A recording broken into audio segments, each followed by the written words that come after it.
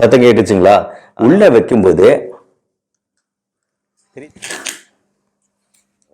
Suppose நீங்க clean பண்ணும் இந்த இன்ஹேலர்னா கண்டிப்பா இந்த மேட்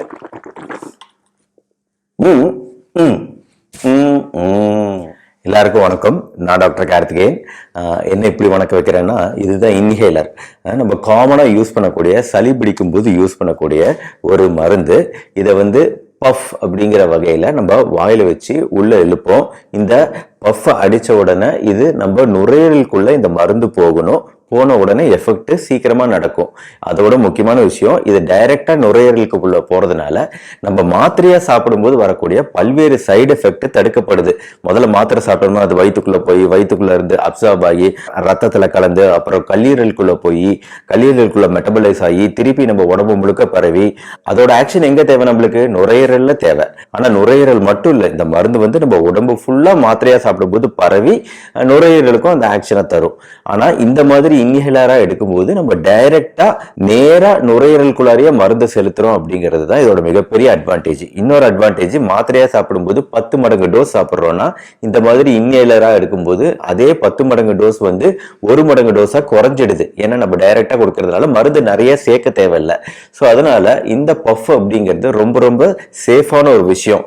ஆனா பிரச்சனை என்னன்னா, நிறைய பேருக்கு இந்த பஃப் எப்படி யூஸ் பண்ணணும்னு தெரியறது இல்லை. எப்படி இதுக்குள்ள இருக்க மருந்து நுரையீரலுக்குள்ள கொண்டு போய் சேர்த்தணும்னு தெரியறது இல்லை. அது எப்படிங்கறத இப்ப நான் டெமான்ஸ்ட்ரேட் பண்ணி காமிக்கிறேன் ஸ்டெப் பை ஸ்டெப். இதை அப்படியே ஃபாலோ பண்ணுங்க.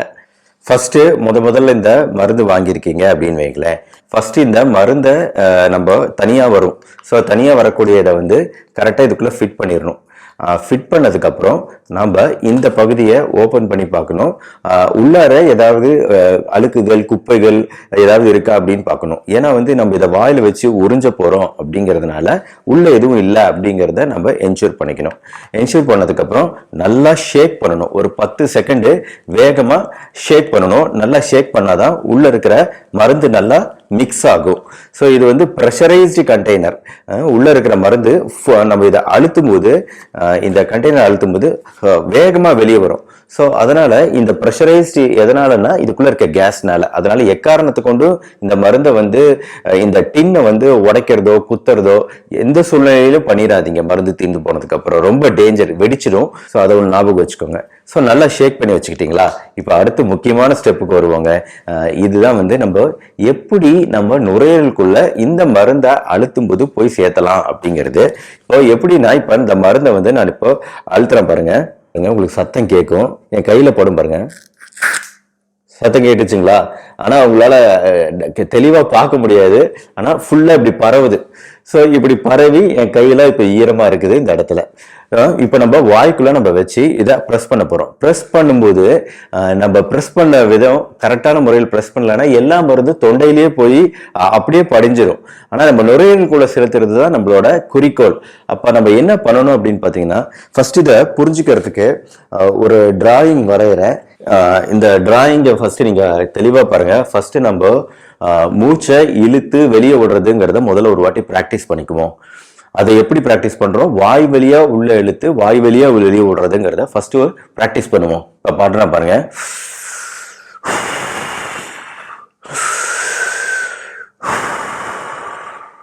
நல்லா ஆழமா உள்ள இழுத்து திருப்பி வெளியே மெதுவா வெளியே விடுறது அப்படிங்கிறது தான் இந்த மூச்சு பிராக்டிஸ்.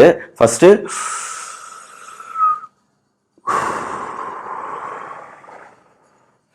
சரி, இந்த மூச்சு பிராக்டிஸ் பண்ணிட்டீங்க. ஸோ எந்த நேரத்துல கரெக்டான நேரத்துல டைமிங்ல இந்த மருந்து இழுக்கணுங்கிறது அடுத்த விஷயம். இப்போ ஃபர்ஸ்ட் நம்ம என்ன பண்றோம்னா, ஆழமா மூச்சை வெளியே விடுறோம். அதாவது மூச்சை இப்ப வெளியே விடுறாங்க. மூச்சு வெளியே விட்டுட்டோம். இப்ப அடுத்து மூச்சை உள்ள இழுக்க போறோம்.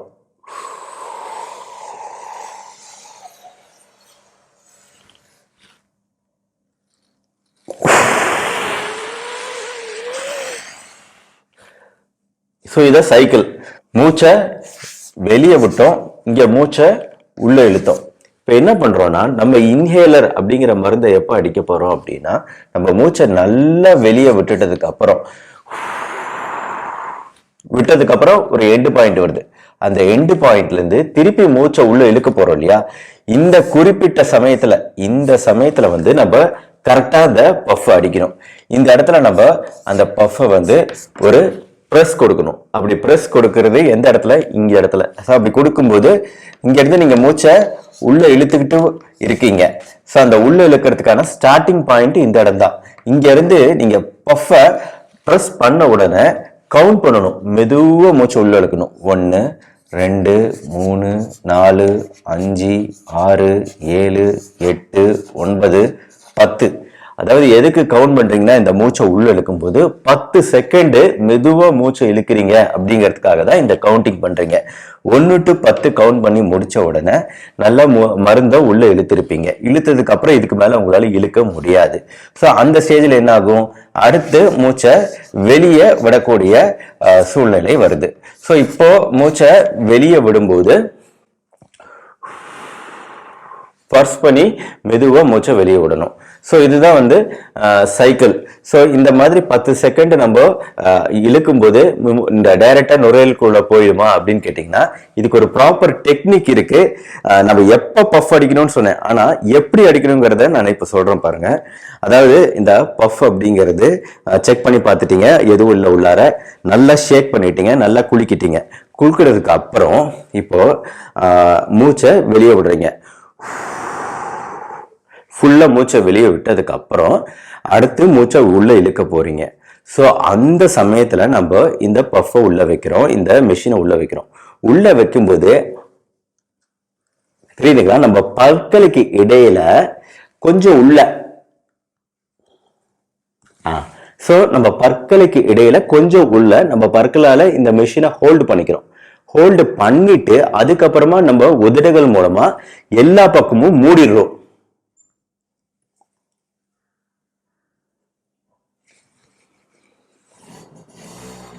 தெரியுங்களா, எல்லா பக்கமும் மூடிடுறோம். மூடினதுக்கு அப்புறமா நம்ம என்ன பண்றோம்? ப்ரெஸ் பண்றோம். அந்த ப்ரெஸ் பண்ற இடம் இந்த இடம். மூச்சை உள்ள இழுக்கிறதுக்கு முன்னாடி ப்ரெஸ் பண்றோம். ப்ரெஸ் பண்ணின உடனே மெதுவா கவுண்ட் பண்றோம். 1 to 10 கவுண்ட் பண்றோம்.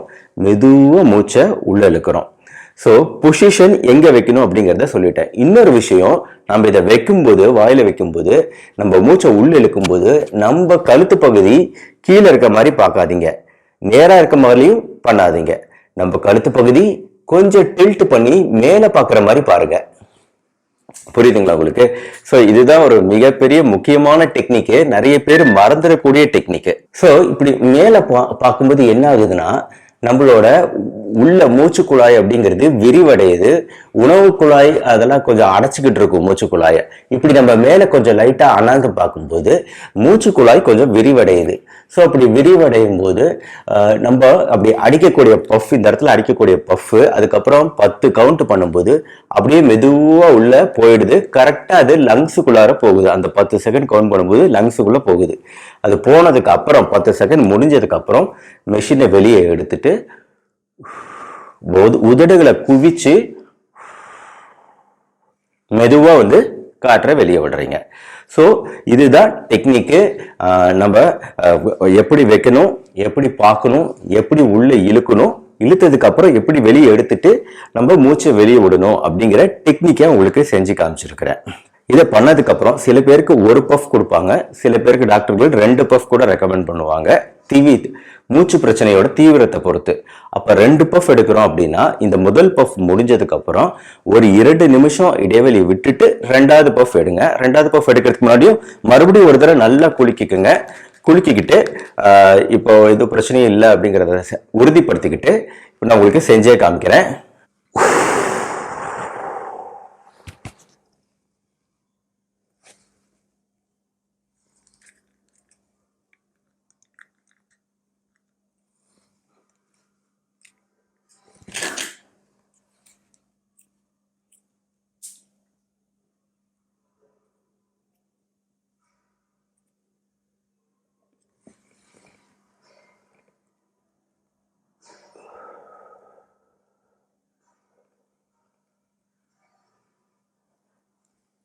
இப்போ நான் பண்ணதை பார்த்தீங்களா? ஃபர்ஸ்ட்டு மூச்சை வெளியே விட்டேன், அதுக்கப்புறம் தலையை அண்ணாந்து பார்த்தேன், அதுக்கப்புறம் கரெக்டான பொசிஷனில் இந்த மருந்து மிஷினை வச்சதுக்கப்புறம் கரெக்டாக பல்லுக்கு இடையில வச்சு உதடுகள் மூலமாக லாக் பண்ணினேன். லாக் பண்ணிட்டு 10 செகண்ட் உங்களுக்கு கைகளால கவுண்ட் பண்ணி காமிச்சேன். அப்ப நான் மூச்சை உள்ள இழுத்துக்கிட்டு இருந்தேன். இழுத்ததுக்கு அப்புறம் இந்த மிஷினை வெளியே எடுத்துட்டு இப்படி மூச்சை வெளியே விட்டேன். ஸோ இதோட நம்ம ப்ரொசீஜர் முடிஞ்சிருச்சுங்களா? கிடையாது. ஒரு பஃபோ 2 பஃபோ எடுத்து முடிச்சதுக்கு அப்புறம் மறக்காம தண்ணீரால வாய் கொப்பளிங்க, கார்கிளிங் பண்ணுங்க.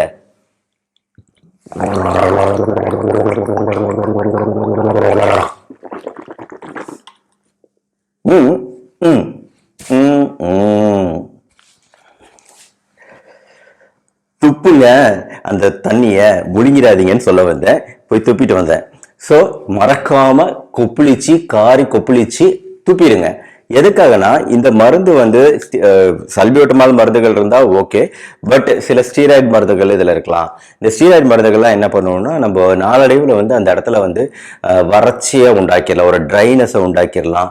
அதுக்கப்புறம் அந்த இடத்துல சம்டைம்ஸ் ரொம்ப நாள் நம்ம இந்த மாதிரி தண்ணீர் குடிச்சு கொப்பளிக்காம விட்டுட்டோம் அப்படின்னா இன்னேலர் பயன்படுத்தி அந்த இடத்துல ஃபங்கஸ் தொற்றுக்கள் கூட ஏற்படலாம், பூஞ்சை தொற்றுக்கள் கூட ஏற்படலாம். ஏன்னா அந்த இடத்துல தடுப்பு சக்தி குறைஞ்சு போச்சு ஸ்டீராய்டுனால. அப்படிங்கிறதுனால தான் நாம வந்து எப்பவுமே எந்த மருந்து யூஸ் பண்ணாலும் சரி இன்னேலர்ல முடிச்சதுக்கு அப்புறம் நல்லா வாய் கொப்பளிக்கணும்.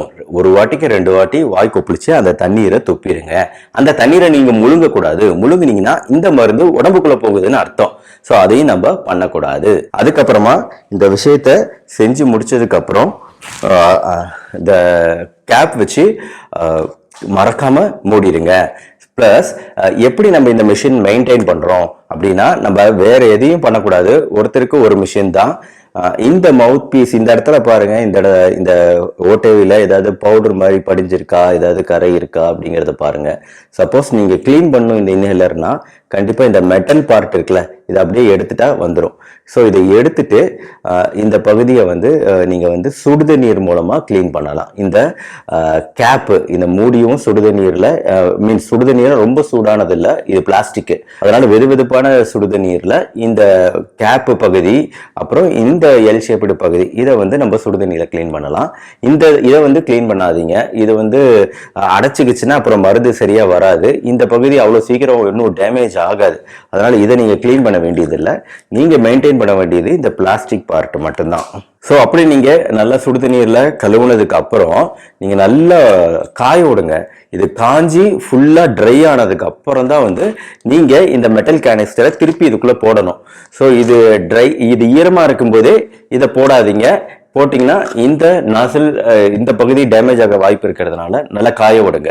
இன்னொரு விஷயம், இதுல வந்து ரீடிங் இருக்கு பாத்தீங்களா, இதுல வந்து ரீடிங் வந்து குறைஞ்சிக்கிட்டே வரும், கொஞ்சம் கொஞ்சமா குறைஞ்சிக்கிட்டே வரும். இதுல வந்து கிட்டத்தட்ட ரீடிங் வந்து 120 இருக்கு. இதுல வந்து ரீடிங் வந்து இப்போ 60 கிட்ட வந்துருச்சு. ஸோ இப்படியே குறைஞ்சிக்கிட்டே வரும் இந்த ரீடிங்கை. நீங்க பஃப் எடுக்க குறைஞ்சிக்கிட்டே வரும்.